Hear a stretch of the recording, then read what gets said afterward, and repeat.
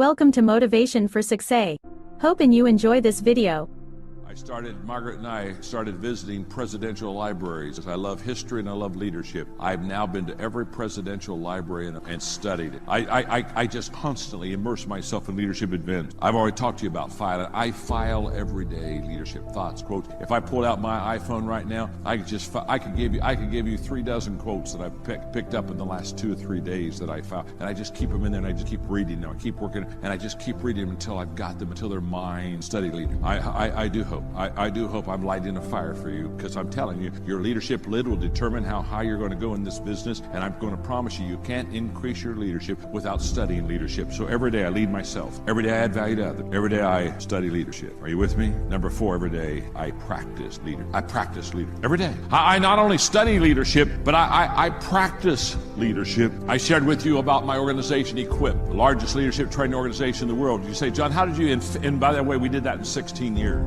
How did you develop the largest leadership training organization in the world? It's very simple. When we train leaders, we go in for 2 days and we have a leadership workbook and we take them through the leadership principles. And then at the end of the 2 days, we give them 10 workbooks. And we said, we'll be back in 6 months for the next session. In the 6 months we're gone, you take 10 people and you train them what we trained you to. And they can't come back for their second training until they validate that they trained 10. You see, a long time ago, I learned I'm not about to train somebody how to lead that isn't going to practice leadership. You see, I'm telling you, you can waste a lot of time with people who like to have meetings, but their biggest accomplishment is lighting the fire and doing a little kumbaya. The whole idea of not only knowing how to lead, but practicing your leadership. Malcolm Gladwell, who's a wonderful friend of mine, written some great books, Tipping Point, etc. Malcolm is the first guy to say that if you want to be highly successful in doing something, you have to do it at least 10,000 times. He gives examples, the Beatles, all these groups that made it big, where people say, oh my, they just made it big. They'd just done it. Practice. When Malcolm said that, I said, I wonder how many times I've spoken. So I went back and had my people do research, and I've spoken over 12,000 times. So people say, John, you walk out on stage, you take your water, you stick a cough drop in your mouth, sit on a chair and say, my name is John, I'm your friend. You don't look nervous. It's like you're having a conversation with us. Well, I'm having a conversation. Absolutely. And I'm not nervous. I'm not nervous. I've done this 12,000. I started over at 34. Wow. And VaynerMedia, what year was that? That must have been 2009, 2010? That's right. I was born in 75. Wow. You're about a year older than me. You know, and so, you know, this goes back to excuses and accountability. Sometimes I meet people that are like, yeah, but your dad handed you something. I'm like, that's what you've manipulated my story into. Let me tell you the truth. Interesting. That, firstly, so much respect for you. I did not know that part of your story. Well, I'll tell you why you don't know it. Let me tell you why. Let me take it even further. Yeah. You know why you don't know it? Because I didn't want to I thought when I started getting notoriety that I didn't want to tell that story because I thought that it didn't shed good light on my dad. Right. I thought that some people would take it as like my dad fucked me. Right. Because I'm an immigrant and I know that our framework is different than the masses. Yeah, you were born in Belarus. That's right. So I didn't want to, I love my parents, right? And then it became a detriment because you can imagine after you do that, to live a life where people try to throw an excuse at you that the reason you were successful is you were given something when I was part of the very small 0.0001% that gave to my parents. Fuck you. Right. Oh my God. That's a beautiful aspect of your story. Yeah, a lot of people don't know you were born in Belarus. If you Google Gary, you'll see American Belarusian entrepreneur. My ex-wife was from Belarus, so I know the culture. Belarus. By the way, with everything happening in Belarus, do you feel a connection to that? I do, but my parents fear me being too loud about it because the Soviet Union scared families, scared people. Yeah, I know what that's like. Gary, the next thing I want to ask you is, as you spoke about age and our perspective age, one of the things I realized that I'm biased about is TikTok. You've been raving about TikTok. My 6-year-old daughter came up to me a week ago and she said, Daddy, you need to be on TikTok. And I have an 11-year-old friend who can teach you. And so in my mind, TikTok is like for kids. You are 45 and you are crushing it on TikTok. Tell us about that. Why is TikTok relevant? It's relevant because every platform that ever becomes a big platform often starts young and then ages up. don't forget, everybody, there's not a 17-year-old on earth, a 20-year-old on earth that wants a Facebook account, and it used to be the most important place 10 years ago. Right. So for me, when something emerges and has that scale of attention, I'm always going to go look at it, because I'm a strategist for not only myself, but for everything I do in business. I might start a candy company or a sneaker company, so I need to know what's going on TikTok. 2, I need to know how to use it, so I always put myself, in that environment. 3, what's happened on TikTok is what's going on TikTok, which is, it is now dominant for 20, 30, and 40-year-olds at scale across the globe. The longer you live, even though you're in the potter's hand, the vessel that he made of clay was marred in the hand of the potter. God of mercy. Don't leave me out there by myself. Damaged people make some noise. Damaged people make some noise. Damaged people make some noise. My ministry has always been to hurting people. They said I wouldn't have anybody if I went after hurting people. And I've been preaching 43 years and I haven't run out of people yet. Damaged people make some noise. Damaged.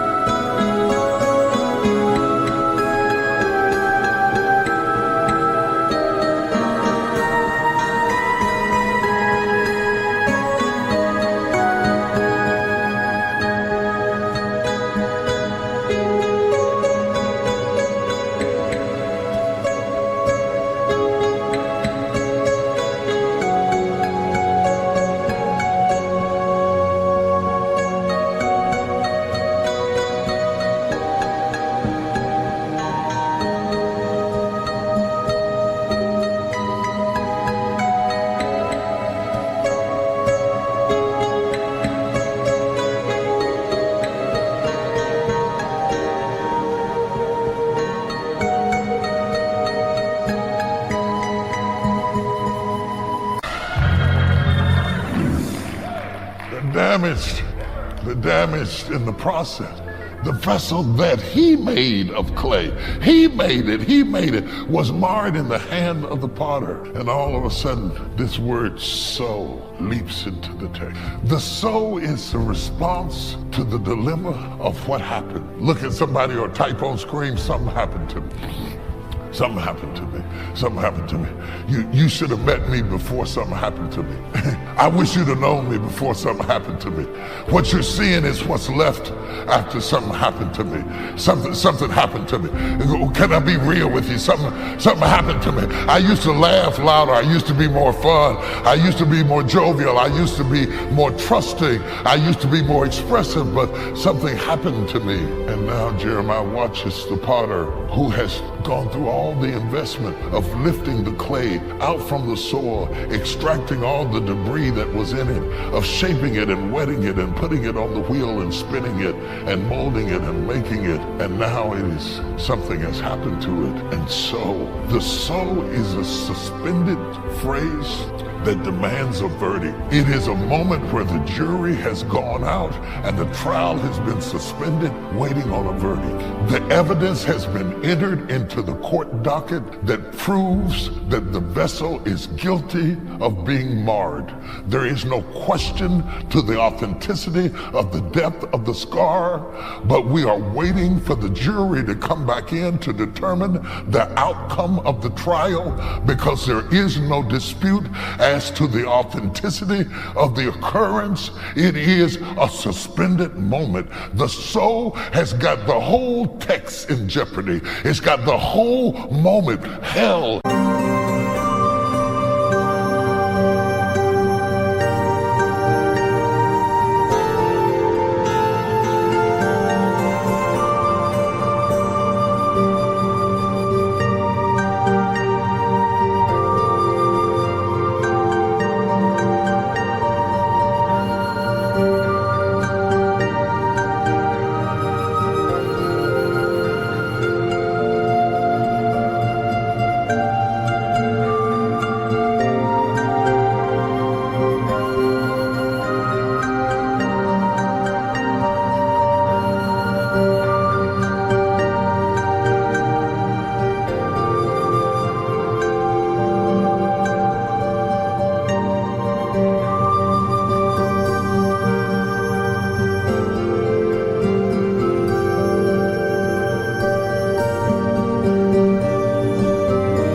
It has put us all on pause. The soul is the same thing that in music would be an augmented chord. An augmented chord, give me an augmented chord. An augmented chord is a suspended chord. There you go. There you go. That's an augmented chord. When a singer hears the augmented chord, that is a suspended moment. It means the introduction has been played, and the augmented chord means that something is about to happen. Play it again. Wayne is gifted. You probably gifted, probably just as gifted as Wayne. But what do Wayne do more than anybody else? I bet you he outwork everybody. You get tight right now because you probably think, he don't outwork. Yeah. You can tell because he shows up. He might not outwork, maybe he might not outwork you, but maybe he got away with people more. Maybe he just a people person. See, all these is gift. Your gift make room. You got to identify your God-given gift. If you don't identify your gift, you're going to waste your time. Telling jokes is my gift. It's what I do. I don't even know y'all. Let me tell y'all something. I could, listen, if I want to, I could turn this into a comedy show. I'm probably everybody in here be throwing up. If I want to, I retired from stand-up. But do you understand who I am? Y'all must have forgot. I'm one of the original kings of comedy. I was a bad boy.